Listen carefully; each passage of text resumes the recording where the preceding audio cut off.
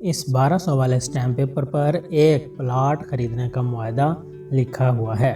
آج ہم یہ اسٹیمپ پیپر اس 32A کے چلان فارم کو آن لائن فل کر کے بینک آف پنجاب سے لینے کا طریقہ سیکھیں گے اور اس سے جڑے ان 7 سوالات کا جواب بھی جانیں گے۔ Question number 1، manual stamp paper اور ای اسٹیمپ پیپر میں کیا فرق ہوتا ہے؟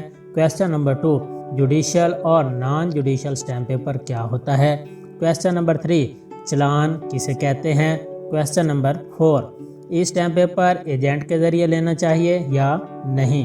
کویسچن نمبر 5، پلاٹ یا گھر کے معاہدہ کے لیے ای اسٹیمپ پیپر کی ٹائپ 5CC، 5CCC یا کانٹریکٹ 22AA1 کون سی درست ہے؟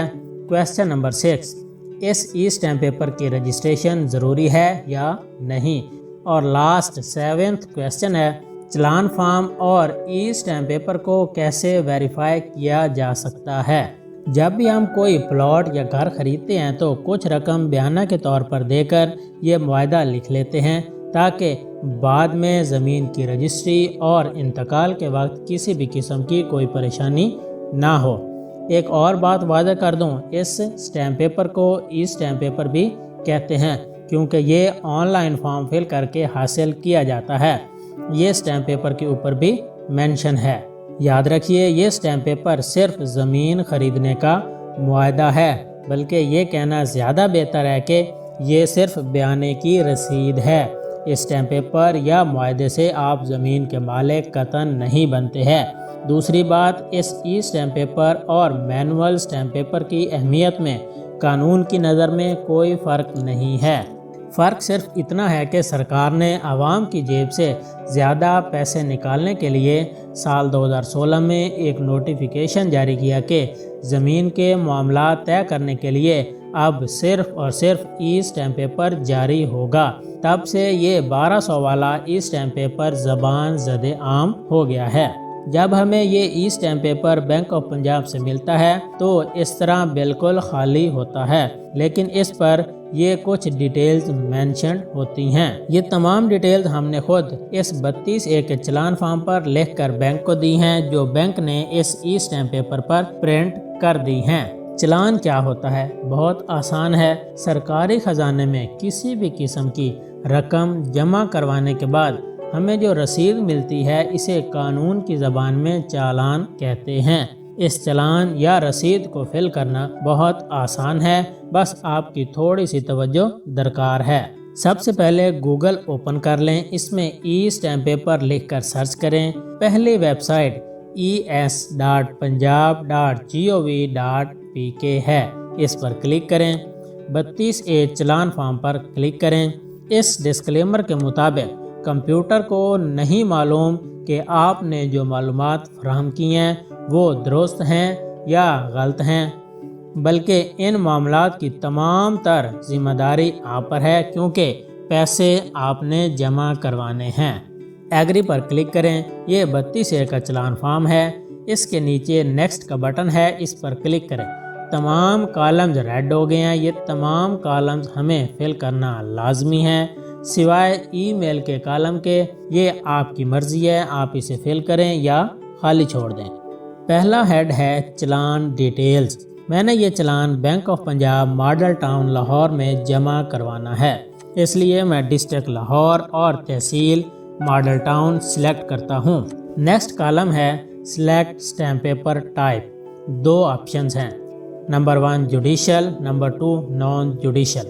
جوڈیشل سے مراد یہ اسٹیمپ پیپر صرف اور صرف عدالت میں عدالت کی کورٹ فیس جمع کروانے کے لیے استعمال ہو سکتا ہے، جبکہ نان جوڈیشل اسٹیمپ پیپر جو لفظی ترجمے کے مطابق غیر عدالتی یا غیر قانونی معلوم ہوتا ہے، لیکن اس کا یہ ہرگز مطلب نہیں، بلکہ نان جوڈیشل سے مراد یہ اسٹیمپ پیپر عدالتی فی کے علاوہ کسی بھی مقصد کے لیے استعمال ہو سکتا ہے، جیسے ہم اسے پلاٹ کے معاہدہ کے لیے استعمال کریں گے۔ یہ 100% قانونی، عدالتی اور ویلڈ ڈاکومنٹ ہے، اس لیے میں نان جوڈیشل سلیکٹ کرتا ہوں۔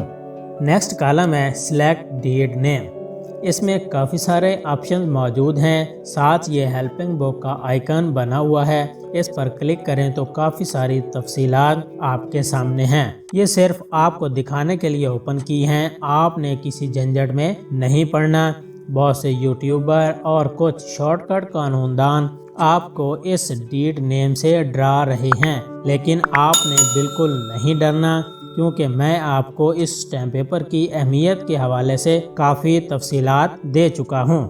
ایک اہم بات یاد رکھیے کہ آپشن 5CCC یا آپشن 5CC چوز کرنے سے یا اس اسٹیمپ پیپر کی رجسٹریشن فی پے کرنے سے آپ کو عدالت میں کوئی ایکسٹرا پروٹوکول نہیں ملتا، اور نہ ہی قانون میں اس اسٹیمپ پیپر کی رجسٹریشن کروانا لازمی ہے۔ ایک اور بات ایڈ کر دوں، اللہ نہ کرے آپ کے معاملات سیلر سے خراب ہوں اور آپ کو کورٹ میں کیس کرنا پڑے، لیکن اگر کیس کرنا بھی پڑ جائے تو یاد رکھیں کہ اسٹیمپ پیپر کی ویلیو 1200 کا کوئی ایشو نہیں ہے، بلکہ آپ کو اپنا معاہدہ اس معاہدے کے گواہان کو عدالت میں پیش کر کے ثابت کرنا ہے۔ امید کرتا ہوں آپ کو پوائنٹ سمجھ آ گیا ہوگا۔ نیکسٹ سلیکٹ ڈیڈ نیم پر آتے ہیں اور کانٹریکٹ 22AA1 کو سلیکٹ کرتے ہیں۔ مشکل آپشن ہم سلیکٹ کر چکے ہیں، اب سمپل انفارمیشن فیڈ کرنی ہے۔ نیکسٹ کالم ہے challan amount paid by second party. یہ درست سلیکٹ ہے، کیونکہ جو پلاٹ کا مالک ہے وہ فرسٹ پارٹی ہے اور جو پلاٹ خرید رہا ہے وہ سیکنڈ پارٹی ہے، اور چلان کی رقم خریدار یعنی سیکنڈ پارٹی ہی ادا کرے گی۔ نیکسٹ کالم ہے ایجنٹ انفو۔ اگر آپ نے بجلی کا بل بینک میں جمع کروانا ہو تو اپنے ارد گرد موجود سب سے نکمے، فضول اور بیکار آدمی کو ڈھونڈتے ہیں اور اس کو یہ بل تھما دیتے ہیں کہ بینک میں جمع کروا آئے۔ یہاں بھی ایجنٹ کا کام اتنا ہی ہے، یہ چلان فارم بینک میں جمع کروا کر اسٹیمپ پیپر لے آنا ہے۔ تو آپ کو کسی بھی فضول آدمی کی ڈیٹیل یہاں پر لکھ دینی ہے۔ فار ایگزامپل آپ کے پاس ایسا کوئی شخص اویلیبل نہیں ہے تو سیلر کی تفصیلات یہاں لکھ دیں اور سیلر کو بینک لے جائیں اور اسٹیمپ پیپر لے آئیں۔ فار ایگزامپل سیلر بھی دستیاب نہیں ہے تو آپ خریدار یعنی اپنی تفصیلات یہاں پر لکھ سکتے ہیں اور بینک میں 1200 روپے جمع کروا کر اسٹیمپ پیپر لے سکتے ہیں۔ لیکن ایک اہم پوائنٹ ذہن نشین کر لیں کہ ایجنٹ کے کالم میں سیلر کی انفارمیشن لکھنے کو پریفرنس دیں۔ اس سے آپ کو یہ فائدہ ہوگا کہ سیلر اس چلان فارم پر دستخط کرے گا اور اسٹیمپ پیپر کی وصولی کے وقت بینک کے رجسٹر پر دستخط اور انگوٹھا لگائے گا۔ اس طرح بوقت ضرورت بینک کا ریکارڈ بھی خریدار کے حق میں بطور ثبوت پیش کیا جا سکے گا۔ میں شناختی کارڈ کے مطابق سیلر کا نام، CNIC نمبر اور کانٹیکٹ نمبر لکھتا ہوں۔ نیکسٹ ایڈ فرسٹ پارٹی پر کلک کرتا ہوں۔ پلاٹ کا مالک فرسٹ پارٹی ہے، CNIC کے مطابق اس کا نام، relation, father name, contact number اور ایڈریس انٹر کرتا ہوں اور اس use this first party in form پر چیک مارک کر کے ایڈ پر کلک کرتا ہوں۔ سیلر کی تمام انفارمیشن ایڈ ہو چکی ہے۔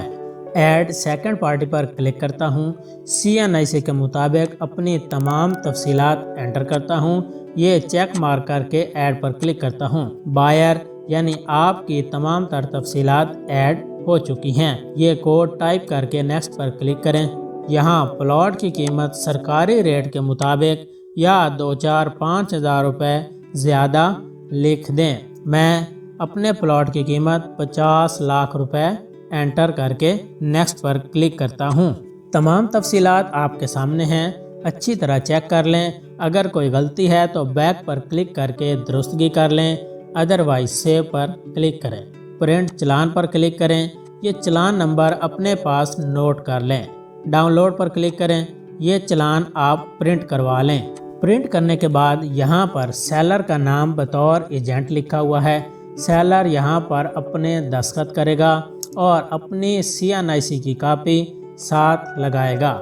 سیلر کو بینک آف پنجاب لے جائیں، اس چلان کے ساتھ 1200 روپے جمع کروائیں۔ بینک سیلر کے دستخط اور انگوٹھا لگوانے کے بعد स्टैम्प पेपर सेलर को दे देगा। लास्ट क्वेश्चन है इस स्टैम्प पेपर की वेरिफिकेशन का।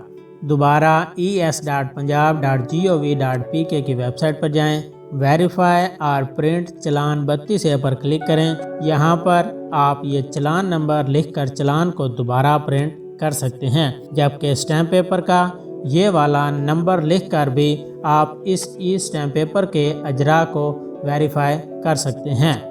नेक्स्ट वीडियो में हम इस मुआहदा बै को तफसील के साथ डिस्कस करेंगे। अगर आपका कोई क्वेश्चन हो तो कमेंट्स बॉक्स में ज़रूर पूछिएगा। Thanks for watching.